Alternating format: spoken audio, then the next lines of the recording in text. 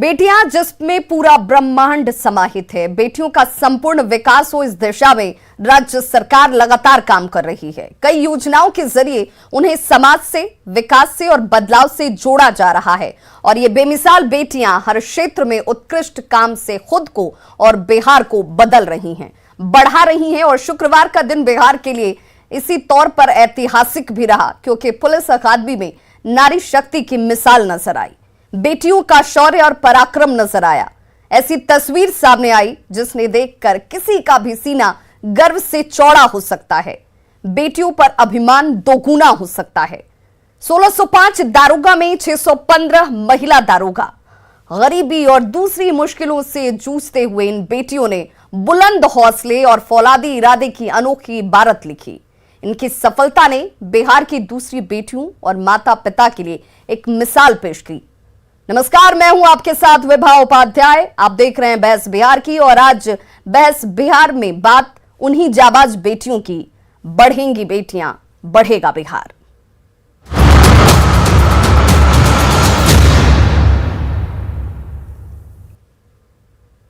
और आज इसी पर चर्चा करने के लिए हमारे साथ गेस्ट पैनलिस्ट जो जुड़ चुके हैं, उनका परिचय मैं सबसे पहले आपसे कराते चलूं। सुहेली मेहता, जेडीयू प्रवक्ता, हमारे साथ जुड़ी हुई हैं। बहुत बहुत स्वागत है सुहेली जी आपका। एजे यादव आरजेडी प्रवक्ता है, आपका भी बहुत स्वागत। कुंतल कृष्णा, कांग्रेस प्रवक्ता, आपका भी बहुत स्वागत। और अखिलेश सिंह, बीजेपी प्रवक्ता, सर आपका भी बहुत स्वागत।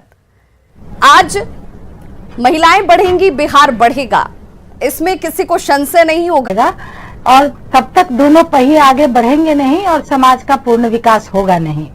तो स्वाभाविक है, लड़कियों को मौका मिला है सरकार की तरफ से, चाहे वो शिक्षा में हो, चाहे वो नौकरियों में 35% आरक्षण देकर हो, और 50% तो पहले ही ये पुलिस बल में था लड़कियों को, जिसका कि आज स्पष्ट उसका परिणाम दिख रहा है कि आपने अभी देखा कि 600-650 के लगभग लड़कियां ये दरोगा बनी। आपको बीपीएससी में लगभग 60% बेटियां इस बार सफल हुई हैं। अभी इंजीनियरिंग बीपीएससी के लिए 369 लड़कियां सफल हुई हैं। तो ये सब देख के तो सचमुच लगता है कि बिहार बिल्कुल बदल रहा है। लेकिन विकास की कोई सीमा नहीं होती है, कभी भी विकास पूर्ण नहीं होता है, इसलिए बिहार को अभी और आगे बढ़ना है। यही रफ्तार अगर रहा तो निश्चित रूप से आने वाले कुछ सालों में बिहार की एक अलग तस्वीर दिखेगी। क्योंकि बेटियों के साथ दिक्कत पहले ये था कि उन्हें मौका नहीं मिलता था। माता पिता भी एक स्वाभाविक सा है, हमारे यहाँ पुरुष प्रधान देश हैं, लोग बेटियों से ज़्यादा बेटे को महत्व जन्म से लेकर और अंत तक एक परंपरा समाज में थी। निश्चित रूप से पैसे अगर खर्च करने होते थे पढ़ाई पर तो लोग बेटे के पढ़ाई पे करते थे, लेकिन बेटियों के पढ़ाई पे नहीं करते थे, जिसको सरकार ने एकदम हल्का किया। सर का जो बोझ है माँ बाप के, वो हल्का किया। बिहार सरकार के तरफ से बेटियों की पढ़ाई के लिए बिल्कुल निःशुल्क सुविधा दी गई, जिससे बेटियों को मौका मिला। ड्रेस से लेकर, किताब से लेकर और स्कूल की फी तक माफ़ किया गया उन्हें, जिसके कारण कि गरीब माता पिता को भी ये नहीं लगा कि बेटियों को पढ़ाने के लिए हमको कोई परेशानी है। और आप देखिएगा कि जब लड़कियों को कोई मौका मिलता है तो बड़ी शिद्दत से वो किसी काम को करती है और पढ़ाई में कंसंट्रेशन चाहिए। तो बेटियों ने सिद्ध कर दिखाया कि अगर हमें मौका मिला है तो मैं इसे सिद्ध कर दूं, और उसका परिणाम आज दिख रहा है कि अपेक्षाकृत वो ज़्यादा से ज़्यादा सफलता हासिल कर रही है। बिल्कुल। एजे यादव जी, आप इस बात को से इत्तेफाक रखेंगे, आप भी इस बात को मानेंगे कि तब और अब बिहार में ये तब्दीली तो जरूर आई कि अब बेटियां घरों से बाहर निकलती हैं, निर्भीक होकर निकलती हैं, निडर होकर निकलती हैं, स्कूलों तक पहुंचती हैं, पढ़ती हैं और ये साबित करती हैं कि वो किसी से भी, किसी भी क्षेत्र में, किसी भी फील्ड में पीछे नहीं है। लोहिया जिनके जो खुद इस बात के पैरोकार थे कि महिलाएं अगर पढ़ेंगी, बढ़ेंगी, उनकी तरक्की होगी तो समाज की तरक्की होगी। आखिर आप सब उनको फॉलो करते हैं, अब आपको लग रहा है कि बिहार बदल रहा है?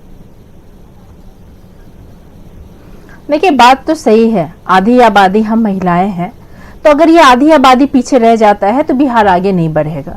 इस आधी आबादी को लेकर के ही चलना होगा, क्योंकि आधी आबादी 50% बिहार का पॉपुलेशन फीमेल है, महिलाएं हैं। ठीक है, रिजर्वेशन हो रहा है, महिलाएं बढ़ रही हैं, लेकिन आप देखिए तो की पोस्ट पे कितनी महिलाएं हैं।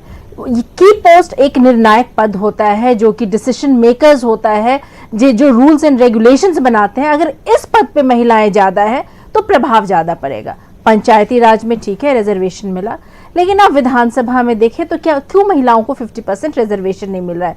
अगर कानून बनता है, लॉ बनता है, तो यहाँ पे बनता है, हाउस के अंदर बनता है, तो यहाँ पे 50% रिजर्वेशन वुमेन को होना चाहिए, क्योंकि एक की पोस्ट है। कितनी सारे सिविल एसडीओज हैं जो महिलाएं हैं, जो थाना का उच्च पद है पुलिस पदाधिकारी में वो महिलाएं हैं। तो जब तक इस तरह की पद पोस्ट पे आप रिजर्वेशन नहीं रखेंगे, महिलाओं को आगे नहीं बढ़ाएंगे।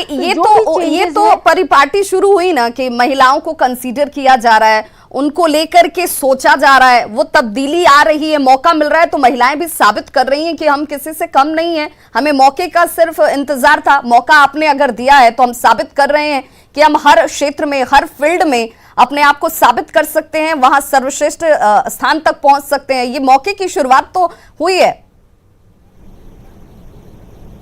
देखिए, मौके की शुरुआत हुई है, लेकिन जब तक आप 50% रिजर्वेशन आधी आबादी की बात करते हैं, तो हर पद पे 50% की पोस्ट पे क्यों महिलाएं नहीं दिखती है? जब तक वहां महिलाएं नहीं दिखेंगी, जहां से मैं फिर बता रही हूं, कानून बनता है, लॉज बनते हैं, पॉलिसीज डिसाइड होता है, वहां से एक्शन लिया जाता है, जब तक इस पद पे महिलाएं नहीं दिखेंगी तब तक आपको बहुत परिवर्तन नहीं दिखाई देगा। तो ये करना बहुत जरूरी है। कहां से कोशिश हो? राजनीतिक पार्टियों के तौर पर हर पार्टी के अंदर ये स्थिति नजर आती है। जया जी, पार्टियां जब टिकट देती हैं, पार्टियों के अंदर जब प्रतिनिधित्व की बात आती है, चुनाव की बात आती है, मंत्री पद की बात आती है, वहां पर भी तो कमोबेश हर पार्टी के अंदर यही हालात है।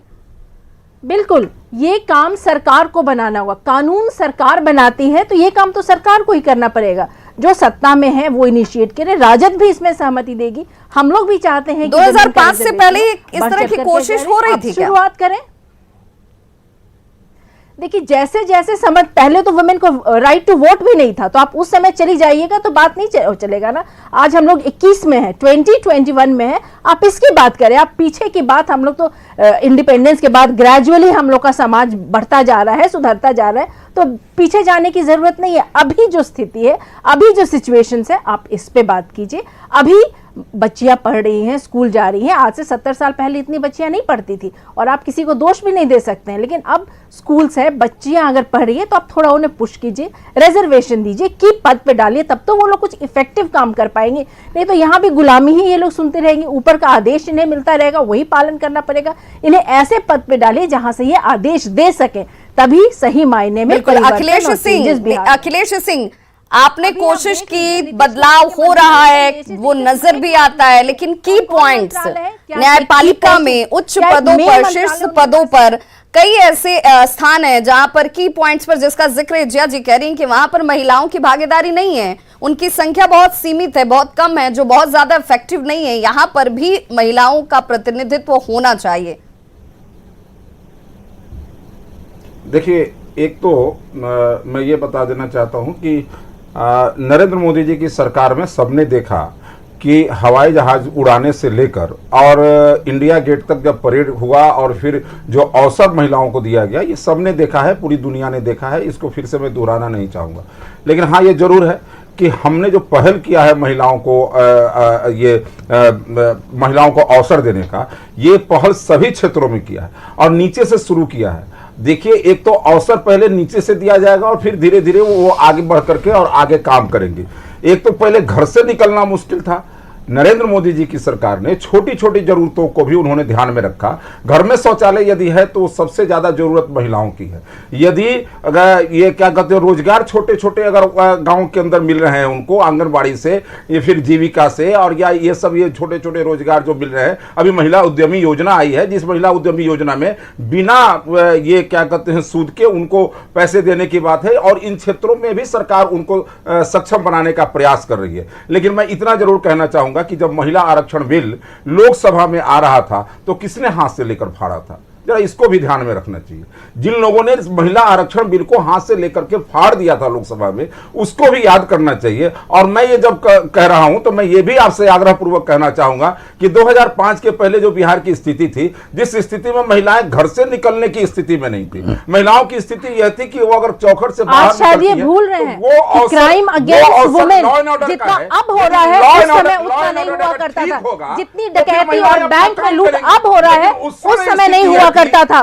मैं आज पति के सामने पति का अगर रेप होता है वो आज हो रहा है। अगर वीडियो वायरल होता है महिलाओं को रेप करते हुए तो वो आज हो रहा है। अरे इनको क्या मालूम, अभी आप आंकड़े देखिए, आप डेटा देखिए, आपको पता चलेगा कि आज महिलाएं सुरक्षित नहीं है, स्कूल से निकलती है, घर नहीं पहुंचा पाती है। ये उन्नाव की घटना इन्हें याद नहीं है, जिस तरह से बुरी तरह से आग निकाल लिया जाता है महिलाओं को ब्रेक करके जला दिया जाता है ताकि आवाज नहीं उठा पाए। क्राइम अगेंस्ट वुमेन आज चरम सीमा पे है और जब तक आप सेफ्टी और सिक्योरिटी वुमेन को आप नहीं दीजिएगा, आप कुछ कर ले वुमेन घर से बाहर नहीं निकल पाएंगे। ये भूल रहे हैं, जोर से बोलने से और आंकड़े छुपा लेने से मीडिया में कोई नहीं मानेंगे कि क्राइम अगेंस्ट वुमेन बढ़ा हुआ है। क्राइम अगेंस्ट वुमेन चरम सीमा पे है, ये बात मानना होगा।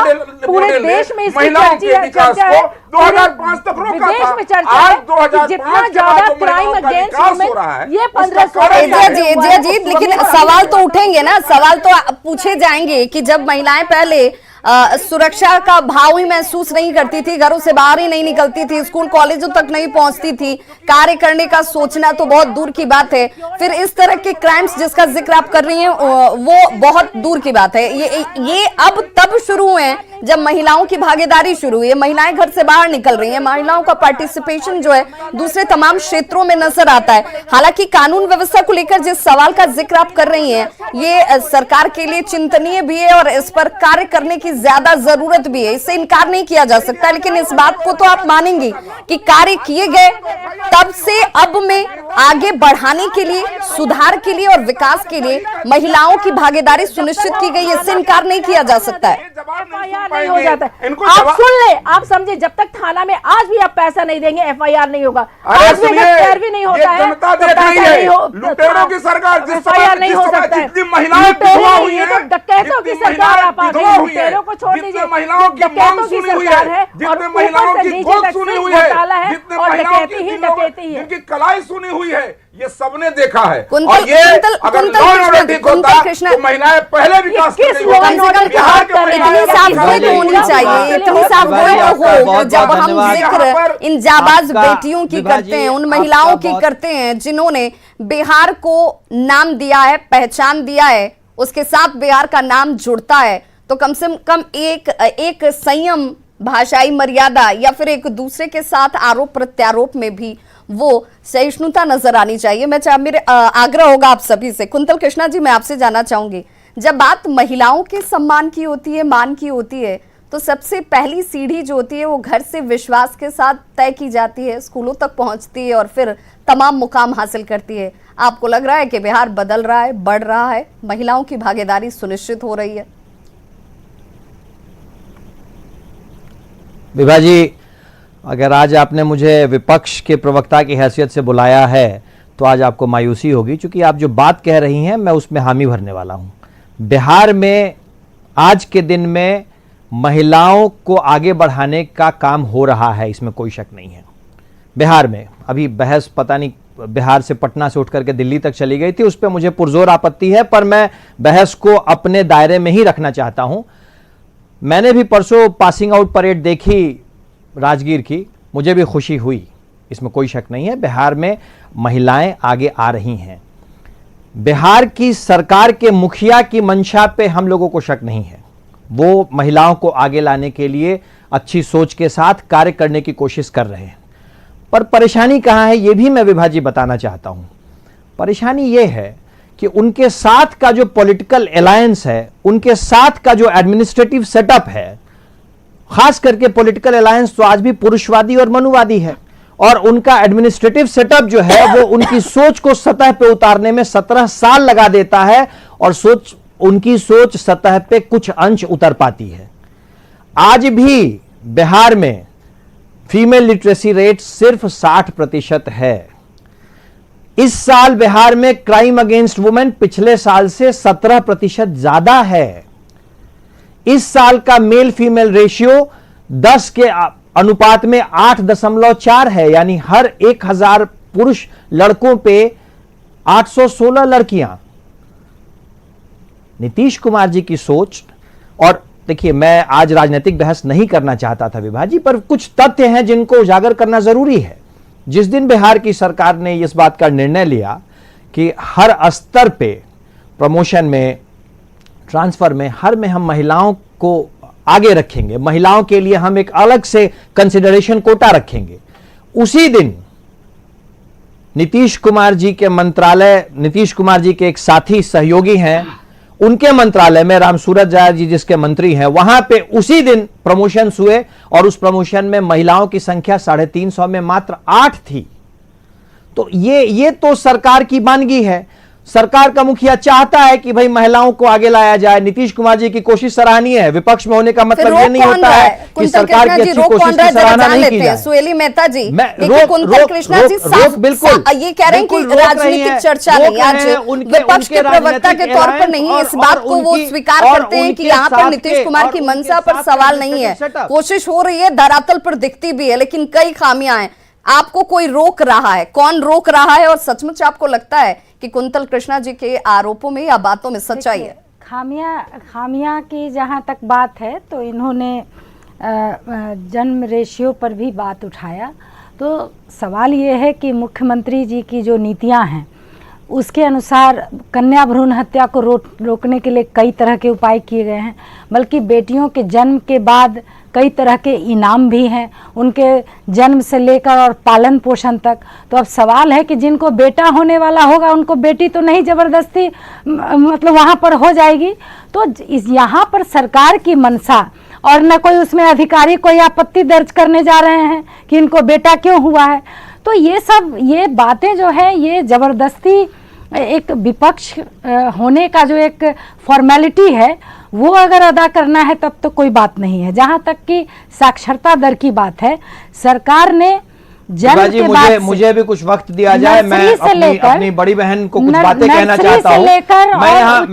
मैं यहाँ विपक्ष, मैं यहाँ सिर्फ और सिर्फ विपक्ष की भूमिका अदा कराने नहीं आया हूँ। अगर भूमिका अदा कराने की बात होती तो मैं विरोध करता। नहीं, विरोध आप किस बात पर? जी नहीं, मैं आपको ये आईना दिखाना चाहता हूँ कि सरकार की जो कोशिश है उसको मैं बता रहा हूँ आपको। सरकार की कोशिशों को रोकने वाले लोग आपके साथ बैठे हुए हैं, मैं आपको बता देना चाहता हूँ। हमको बोल लेने दीजिए, बिल्कुल। आज आप जो बोलेंगे मैं सुनूंगा। आज आप जो बोलेंगे मैं सुनूंगा। आप बोलें, हर मुद्दे पर बोलेंगे जी, आप जो बोलेंगे मैं सुनूंगा।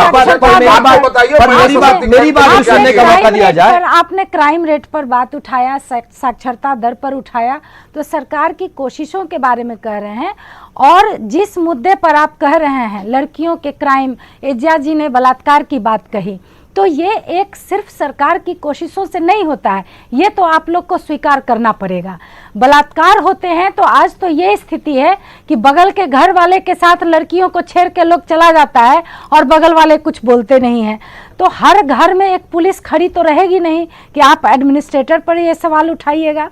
तो बात यहाँ पर ये है कि लड़कियों का जहाँ तक मामला है तो उसमें सिर्फ सरकार नहीं कर सकती है, उसमें समाज का, उसमें परिवार का। यादव जी देखिए, ये इस बात में दम है कि सिर्फ क्राइम कंट्रोल करने के लिए हम सिर्फ पुलिस प्रशासन पर या सरकार पर सवाल उठाकर अपने एक दायित्व की इतिश्री तो नहीं समझ सकते। हम ये नहीं समझ सकते कि इसी से क्राइम कंट्रोल हो जाएगा।